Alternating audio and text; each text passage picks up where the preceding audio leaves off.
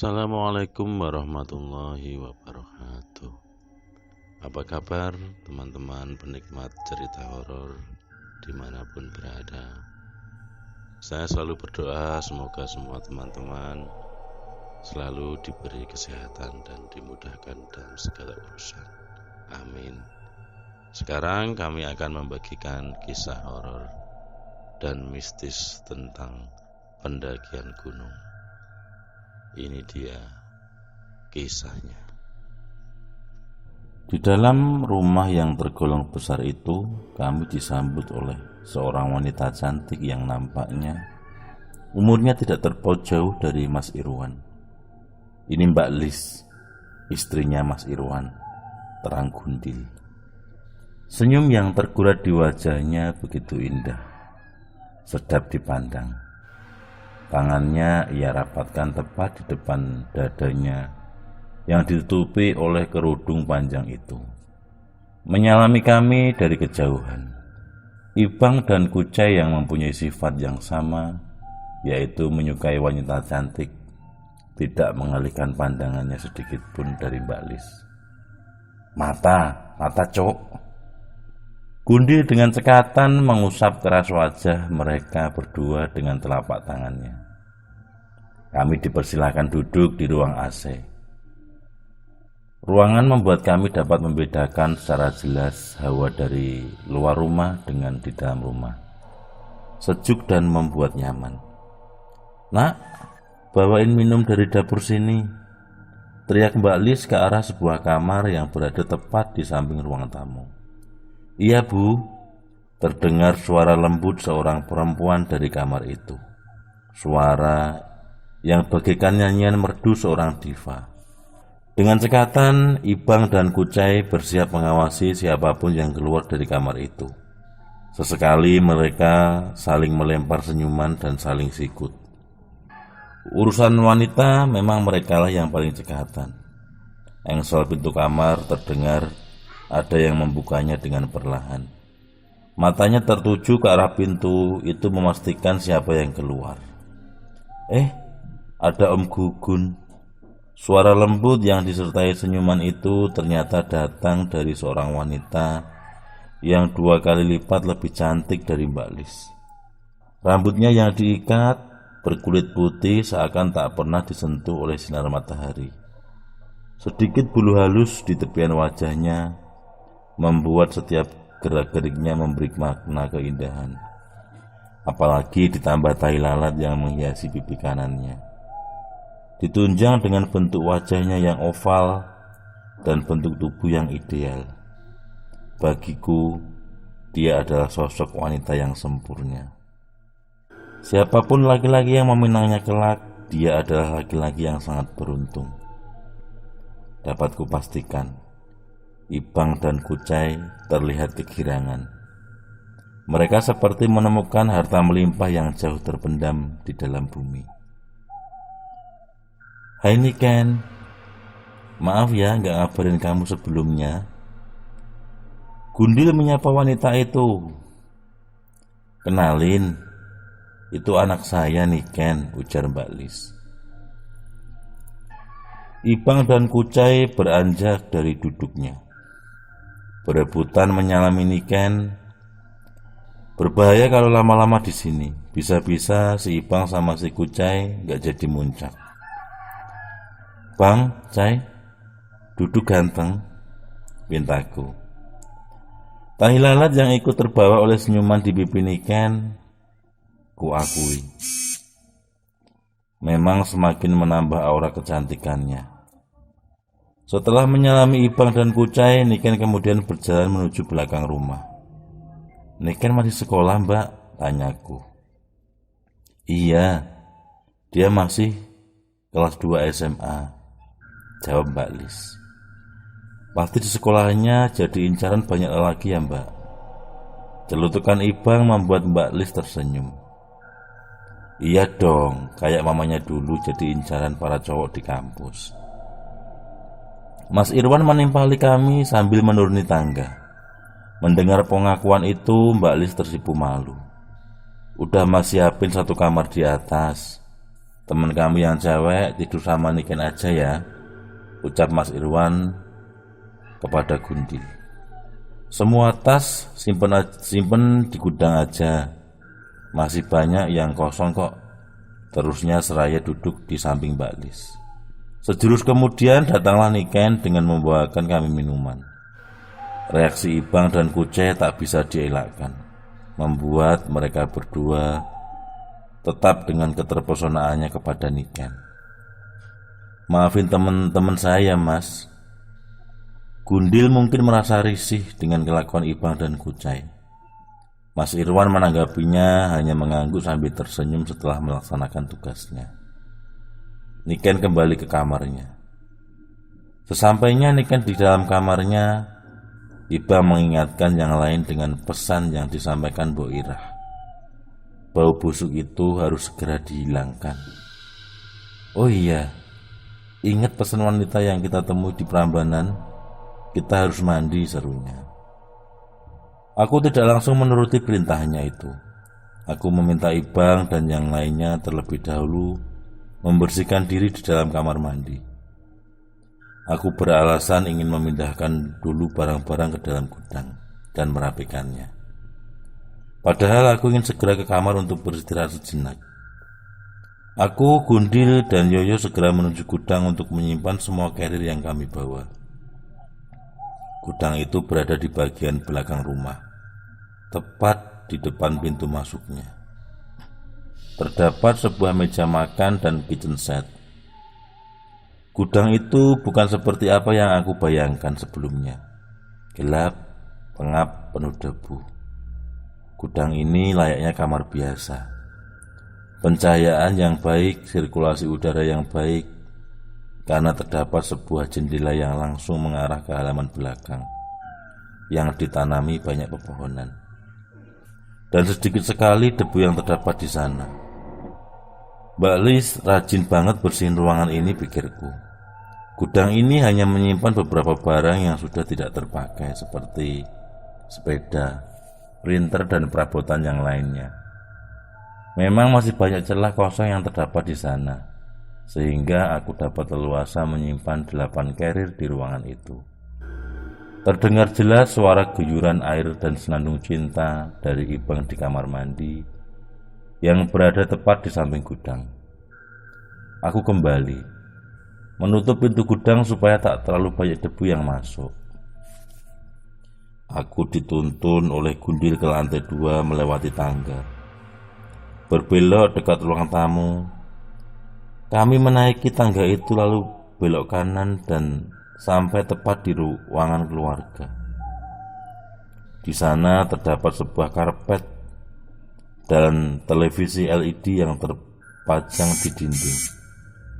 Gundil lalu menunjukkan satu ruangan lain di samping kamar Mas Irwan, sebagai tempat kami bertujuh dapat beristirahat.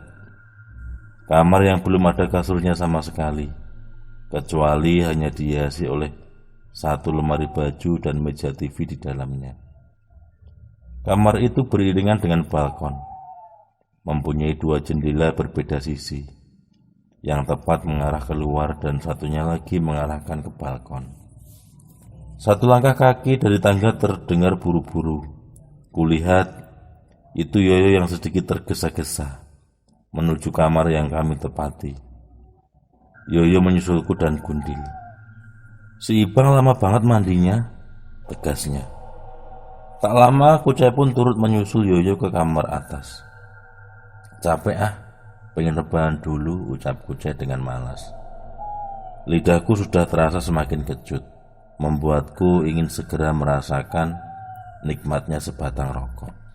Aku mengajak Yoyo ke balkon untuk melepaskan rasa kecut di lidah ini. Sebatang rokok yang membuatku merasa rindu. Kunyalakan dengan api. Nikmat memang. Di samping kenikmatan hakiki yang kurasakan di setiap hisapan, pandanganku teralihkan kepada Desti yang berada di luar, tepat berdiri di depan gerbang sebuah lahan kosong seberang rumah ini. Gerak-geriknya sedikit mencurigakan.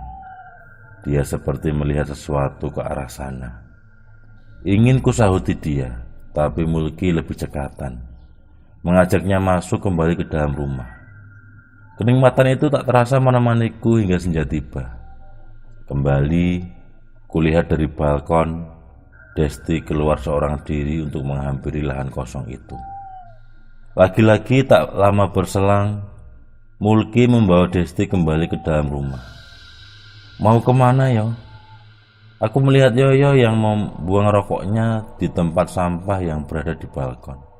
Terburu-buru menuju lantai bawah tanpa menjawabku. Aku penasaran, ada apa dengan dia. Aku pun mengikutinya dari belakang. Kenapa, Dip? Tanya Ibang yang sudah berada di kamar sejak tadi. Biasa ini si Yoyo. Ibang, Kucai, dan Gundil mengikutiku dari belakang. Mungkin mereka pun penasaran dengan apa yang terjadi. Kami berempat menuruni tangga, menyusul Yoyo yang sedang tergesa-gesa. Sesampainya di lantai bawah, aku melihat Yoyo menghampiri Mulki dan Desti yang sedang duduk di sofa. Kulihat Ega masih dengan rokoknya berada di depan pintu masuk. Kamu cuma halusinasi sayang, itu yang kudengar dari mulut Mulki. Yoyo mendekat, duduk di depan sepasang kekasih itu. Lalu, tanpa basa-basi mengeluarkan sebuah pertanyaan langsung ke intinya. Des, lu lagi haid? Tanya Yoyo. Awalnya Desi terdiam. Yoyo mengulangi pertanyaan itu lagi, tapi tetap tidak ada jawaban. Mulki akhirnya mengambil peran menanyakan hal yang sama. Dengan kondisinya yang semakin terpojok, Desti mengangguk. Celaka kita, Dip. Masalah bertambah. Yoyo menghela napas. Kami semua kebingungan. Aku sendiri sebenarnya tidak rela jika pendakian Gunung Merapi harus dibatalkan.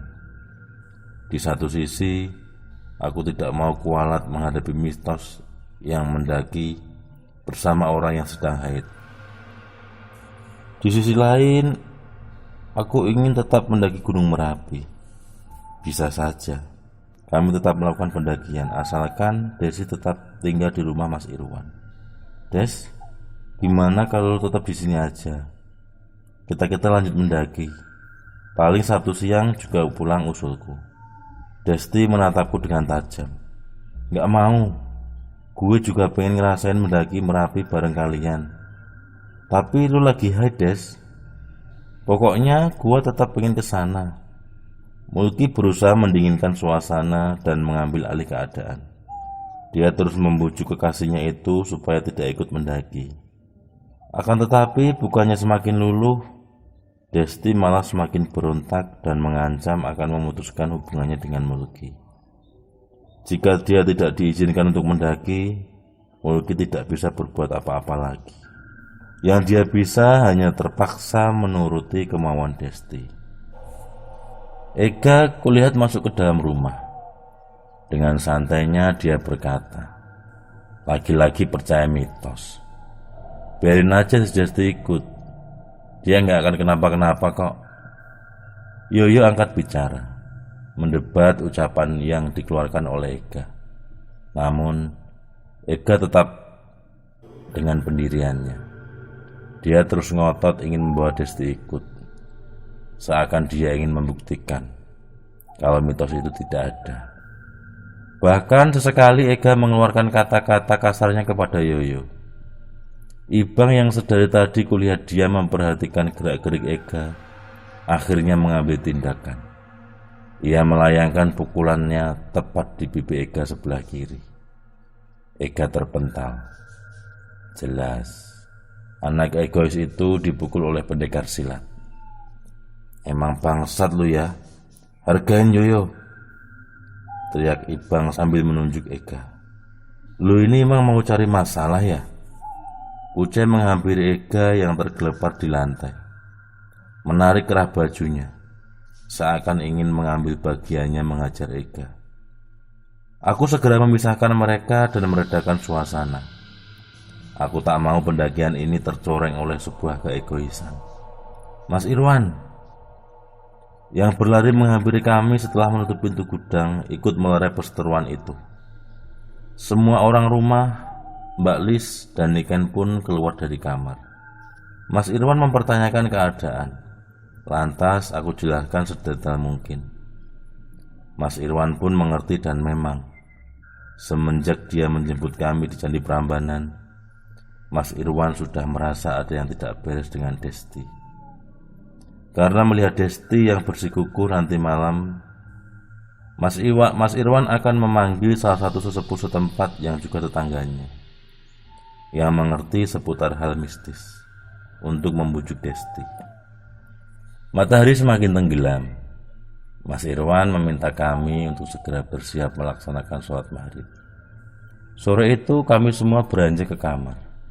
Kulihat Ega yang ditemani Mulki hanya terdiam memegangi pipinya. Tidak berani memasuki kamar. Nyalinya mendadak ciut. Berbanding terbalik dengan sikapnya semula. Sedangkan di dalam kamar kami terpojok oleh kebingungan. Gue udah ngerasa gak enak di awal kita ke Prambanan. Yoyo membuka percakapan. Pantas. Mungkin itu yang membuatnya memundurkan langkahnya ketika akan menaiki bus hingga banyak melamun. Terus gimana ini? Tanya Kucai. Dilema kita. Maju kena, mundur kena. Jawab Yoyo. Kalau dari gue, lebih baik kita batalin pendakian ini daripada kejadian yang enggak-enggak lanjutnya. Batalin gimana yo? Kita udah capek-capek sampai sini. Kasihan juga sih Mulki ntar diputusin pacarnya. Kita tunggu saja. Siapa tahu ada jawaban nanti. Gundil mengangkat suara. Iya yo, siapa tahu ada jawabannya. Lagian kita jangan nyerah gitu aja. Ucapku berusaha tenang. Yoyo tertunduk. Ia sepertinya sedang menyemangati dirinya sendiri. Di bawah lampu kamar yang sedikit temaram itu, kami menunggu kepastian dari Mas Irwan yang akan membawakan kami sedikit titik pengharapan. Bersambung. Itulah cerita yang bisa kami bagikan hari ini. Semoga bisa diambil pembelajaran dari semua cerita yang tadi kami bacakan. Sekian dari saya. Assalamualaikum warahmatullahi wabarakatuh.